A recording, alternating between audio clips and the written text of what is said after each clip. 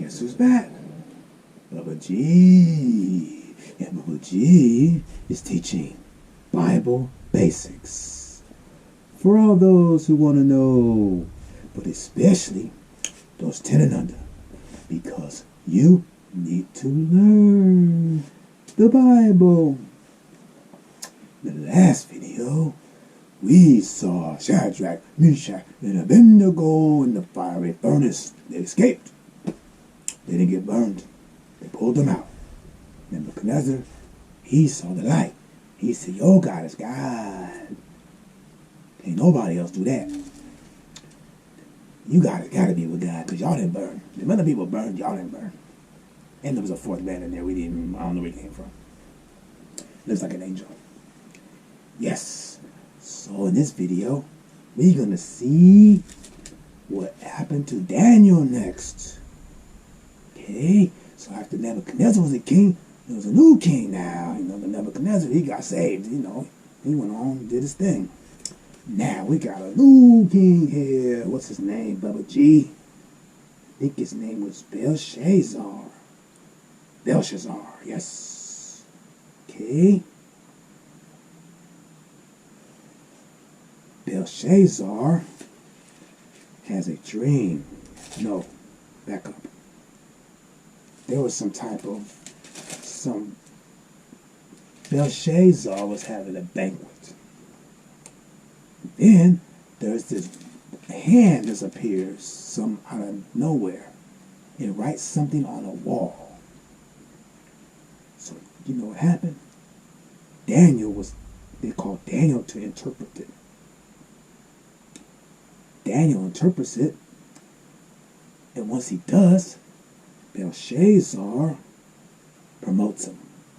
So we're going to see Daniel's promotion. Where you at? Daniel chapter 5, verse 29. Immediately, Belshazzar ordered his servant to dress Daniel in a robe of royal purple and to hang a gold chain of honor around his neck. And he made him the third in power in the kingdom. This is after he interpreted what was on that wall. That same night, Belshazzar, the king of Babylonia, was killed. And Darius the Mede, who was then 62 years old, seized the royal power. Wow, so now Darius is in charge. Darius seized the royal power. Chapter 6. Daniel decided to appoint 120 governors to hold office throughout his empire. Wow, his empire. Okay. Yes. Okay. So Darius, this is Darius we're talking about. Darius decided to appoint 120 governors to hold office throughout his empire. In addition, he chose Daniel and 2 others to supervise the governors and to look after the king's interests. Daniel soon showed that he could do better work than the other supervisors or the governors. Because he was so outstanding, the king considered putting him in charge of the whole empire. So Daniel was rising in power. He was an exile. Now he's in charge of the whole empire. Wow, reminds me of Joseph. Remember Joseph?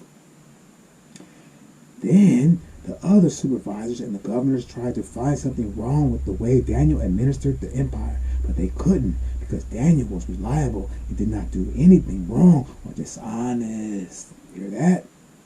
They said to each other, we are not going to find anything of which to accuse Daniel unless it is something in connection with his religion. Ooh, they got a plan.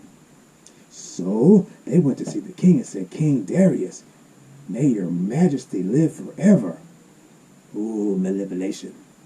All of us who administer your empire, the supervisors, the governors, the lieutenant governors, and the other officials have agreed that your majesty should issue an order and enforce it strictly. Give orders that for 30 days no one be permitted to request anything from any god or from any human being except from your majesty. Anyone who violates this order is to be thrown into a pit filled with lions. So let your majesty issue this order and sign it, and it will be in force, a law of the Medes and Persians, which cannot be changed. And so King Darius signed the order. He listened to them. When Daniel learned that the order had been signed, he went home. In an upstairs room of his house, there were windows that faced towards Jerusalem. There, just as he had always done, he knelt down at the open windows and prayed to God 3 times a day. When Daniel's enemies observed him praying to God, all of them went together to the king to accuse Daniel. They said, "Your Majesty, you signed an order that for the next 30 days, anyone who requested anything from any other god, from any god, or from any human being except you, will be thrown into a pit filled with lions." The king replied, "Yes, this is a strict order, a law of the Medes and Persians, which cannot be changed." Then they said to the king, "Daniel, one of your exiles from Judah, does not respect your majesty or obey the order you issued. He prays regularly 3 times a day." Verse 14, when the king heard this, he was upset and did his best to find some way to rescue Daniel. Ooh, he liked Daniel. He kept trying until the sunset. Then Daniel's enemies came back to the king and said to him, "Your majesty knows that according to the laws of the Medes and Persians, no order which the king issued can be changed." So the king gave orders for Daniel to be taken and thrown into the pit filled with lions. Wow.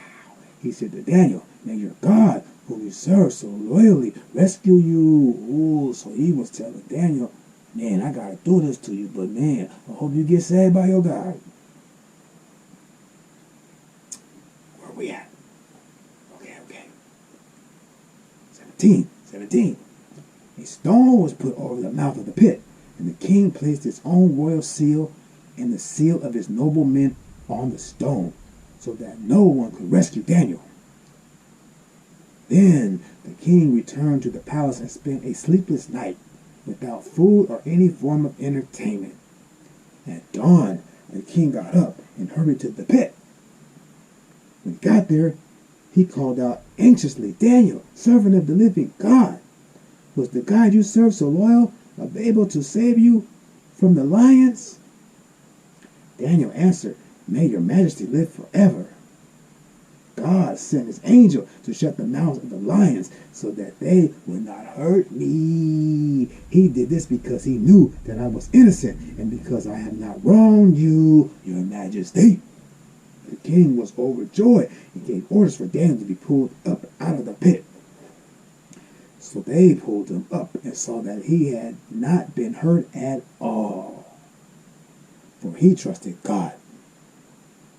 Then the king gave orders to arrest all those who had accused Daniel, and had them thrown together with their wives and children into the pit filled with lions. Before they even reached the bottom of the pit, the lions pounced on them and broke all their bones.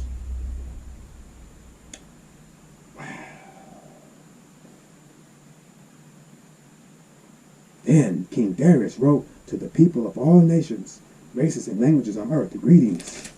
I command that throughout my empire, everyone should fear and respect Daniel's God. He is a living God, and he will rule forever. His kingdom will never be destroyed, and his power will never come to an end. He saves and rescues. He performs wonders and miracles in heaven and on earth. He saved Daniel from being killed by the lions. Daniel prospered during the reign of Darius and the reign of Cyrus the Persians." So what do we see here? We see Daniel, a righteous individual, was willing to do what's right. Because of that, God promoted him. He became a high official in the kingdom of the Babylonians and the Persians and the Medes and all these people from the foreign places in exile. Why though? God gave Daniel these powers, these supernatural abilities. He could interpret dreams. He could read the writing on the wall with the hand. God gave him a gift. And he was an obedient individual. Yes, it pays to be good. It pays to be good. It pays to be good. Look at Daniel. What else happened? Daniel's enemies, they didn't like Daniel. So what happened? They told the king, make a law that says you can't pray to nobody, no gods, only you. Daniel opened his windows and said, I'm going to pray no matter what. They stop me. So he disobeyed the law and threw him in the pit. What happened? Lions didn't eat him. Then the kings told the whole kingdom, worship the Lord God Almighty. Worship Daniel's God only. He rescues, he saves, he performs wonders and miracles. He saved Daniel from being killed by the lions. He is God alone. He is the living God. And he will rule forever.